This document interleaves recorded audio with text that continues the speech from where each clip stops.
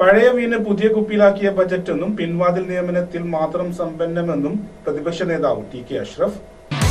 Shoppika weddings, the bridal legacy.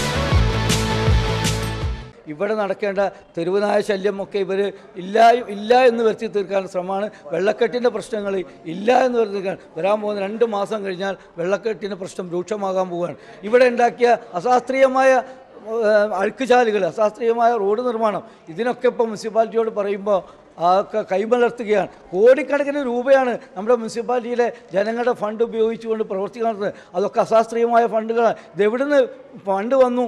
പൊന്നാനിയിൽ 100 കോടിയുടെ fund വന്നങ്ങനെ പാവപ്പെട്ട വീടുകളിലേക്ക് 100-200 രൂപയുണ്ടായിരുന്ന നികുതി 1000-2000 ആക്കി വർദ്ധിപ്പിച്ചു. ലൈസൻസ് ഫീ പാവപ്പെട്ട കച്ചവടക്കാർ 300 രൂപയുണ്ടായിരുന്ന ലൈസൻസ് ഫീ 1000-1500 വർദ്ധിപ്പിച്ചു.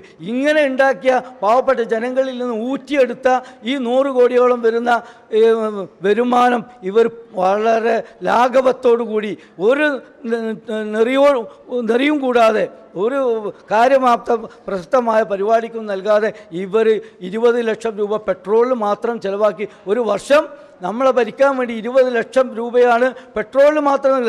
അങ്ങനെ കെടുകാര്യസ്ഥതയാണ് ഈ നമ്മുടെ ധനം, ഈ പാവപ്പെട്ട ആളുകളിൽ നിന്ന് പിടിച്ചെടുക്കുന്ന ധനം വെറും കെടുകാര്യസ്ഥതയിലൂടെ വെറും മറ്റു പല പദ്ധതികളുടെ പേര് പറഞ്ഞ് ഈ ധനം കൊള്ളയടിക്കുന്ന ഈ രാജ്യത്തെ ജനങ്ങൾക്ക്, പാവങ്ങൾക്ക്, കർഷകർക്ക്, വിദ്യാർത്ഥികൾക്ക്, യുവാക്കൾക്ക്, എല്ലാ മേഖലയും, വയോവൃദ്ധർക്ക്, ഭിന്നശേഷിക്കാർക്ക് എല്ലാവർക്കും ലഭ്യമാക്കേണ്ട ഫണ്ട് ഇവർ ദൂർത്തടിച്ചുകൊണ്ട് ഇവിടുത്തെ ഫണ്ട് ഇല്ലാതാക്കിക്കൊണ്ടിരിക്കുന്നു. ശക്തയുക്തം ഞങ്ങളുടെ ബാധ്യതയാണ് ചോദ്യം ചെയ്യുക എന്നുള്ളത്. അത് ചോദ്യം ചെയ്തുകൊണ്ടിരിക്കും. വരും നാളുകളിൽ രൂക്ഷമായ വിമർശനങ്ങൾ ഞങ്ങൾ അഴിച്ചുവിടും. ഒരു തർക്കവുമില്ല.